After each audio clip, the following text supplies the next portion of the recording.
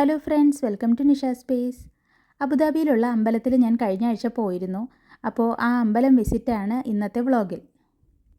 അബുദാബിയിൽ ആദ്യമായിട്ടാണ് ഇങ്ങനെ ഒരു അമ്പലം വരുന്നത്. ഈ അമ്പലത്തിനെ കുറിച്ചൊക്കെ ന്യൂസിലൊക്കെ എല്ലാവരും കണ്ടു കാണും.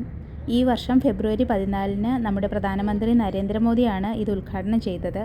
അപ്പോൾ അതൊക്കെ ലൈവായിട്ടും ന്യൂസിലുമൊക്കെ ഒരുപാട് കാണിച്ചിരുന്നു. BAPS ഗ്രൂപ്പാണ് ഈ അമ്പലത്തിൻ്റെ കാര്യങ്ങളൊക്കെ ചെയ്യുന്നത്.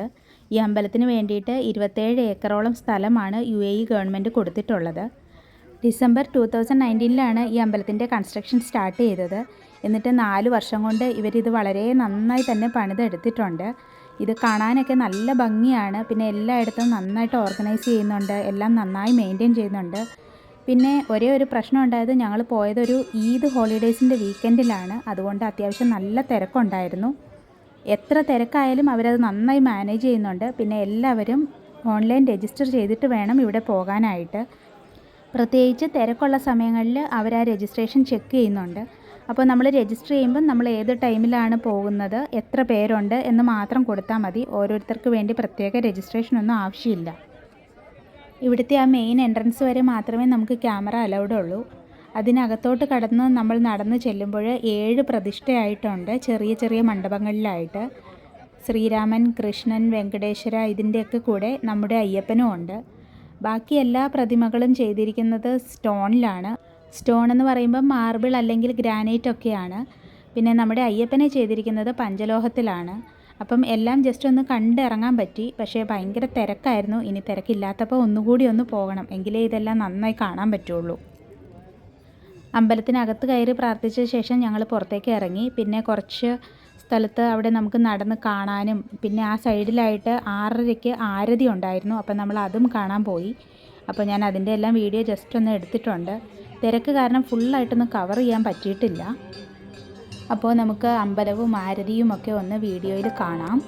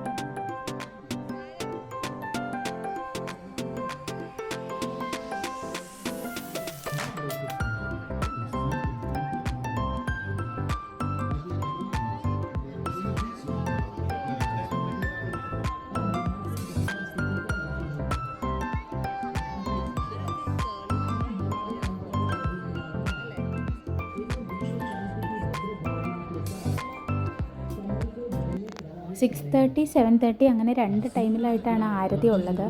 അവരിതിനെ ഗംഗ ആരതി എന്നാണ് പറയുന്നത്. അപ്പോൾ ഗംഗയിൽ നമ്മൾ ദീപം ഒഴുക്കുന്ന അതിനെ പ്രതിനിധീകരിക്കുന്നതാണെന്ന് തോന്നുന്നു. പിന്നെ ആ ടൈം ആകുമ്പോഴത്തേക്കും എല്ലാവരെയും അവർ നിരത്തി അവിടെ ഇരുത്തുമായിരുന്നു. അപ്പോൾ അങ്ങനെ കുറച്ച് ടൈം നമ്മൾക്ക് അവിടെ വെയിറ്റ് ചെയ്യേണ്ടി വന്നു. പക്ഷേ സൺസെറ്റ് കഴിഞ്ഞിട്ടാണ് ഈ ആരതി കാണുന്നതെങ്കിൽ നല്ല രസമായിരിക്കും.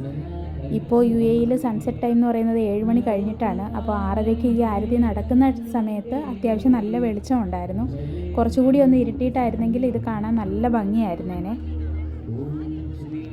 അപ്പോൾ ആരതി ചെയ്യേണ്ടവർക്ക് നമുക്ക് ആ കനാലിൻ്റെ സൈഡിലായിട്ട് ഇരിക്കാൻ പറ്റും. അല്ലാത്തവർക്ക് മുകളിലൊക്കെ ആയിട്ട് കുറേ സീറ്റുകളുണ്ട്, നമുക്ക് അവിടെ ഇരുന്ന് കാണാം. പിന്നെ അവർ കുറേ പാട്ടൊക്കെ വെച്ചിട്ടുണ്ട്, അപ്പോൾ നമുക്ക് അതെല്ലാം കേട്ട് എൻജോയ് ചെയ്ത് ഇരിക്കാൻ പറ്റും. നല്ലൊരു ഫീലാണ് കേട്ടോ ആ സമയത്ത് അവിടെ ഇരിക്കുന്നത്. പിന്നെ സൺസെറ്റിൻ്റെ ടൈം ആയി വരുമായിരുന്നു.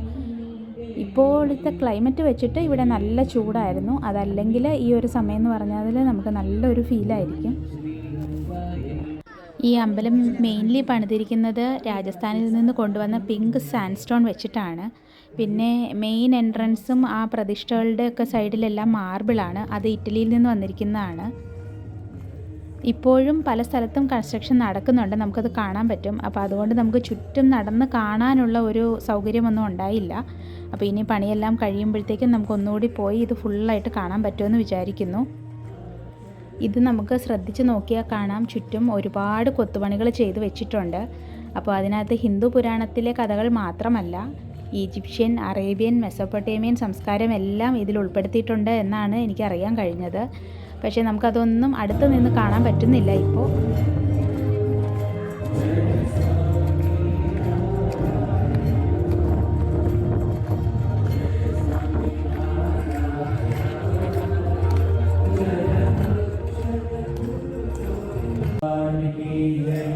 श्री जगन्नाथ भगवान की जय, श्री सियावर रामचंद्र भगवान की जय, श्री ആരതിയെല്ലാം കഴിഞ്ഞ് നമ്മളൊരു സൈഡിലൂടെ പോകാനായിട്ട് ഇറങ്ങി. അപ്പോഴേക്കും സൺസെറ്റ് ടൈം ആയിട്ടുണ്ട്.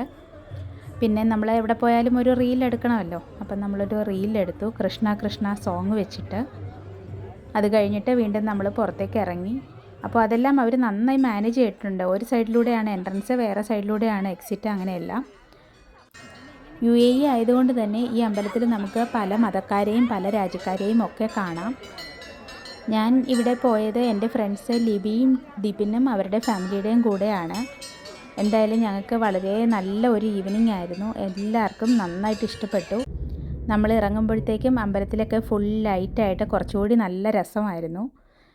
നമ്മളെന്തായാലും കിട്ടിയ സമയത്തിന് കുറച്ച് ഫോട്ടോസൊക്കെ എടുത്ത് ആരതിയെല്ലാം കണ്ട് നമ്മൾ ഇറങ്ങി.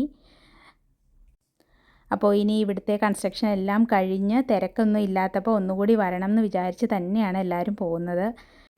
അങ്ങനെ ഈദായിട്ട് ഞങ്ങൾക്ക് ഒരു അമ്പലം വിസിറ്റാണ് നടന്നത്. അപ്പോൾ നിങ്ങൾക്ക് ഈ വീഡിയോ ഇഷ്ടമായെങ്കിൽ please like, share and subscribe. Thank you for watching Nisha space.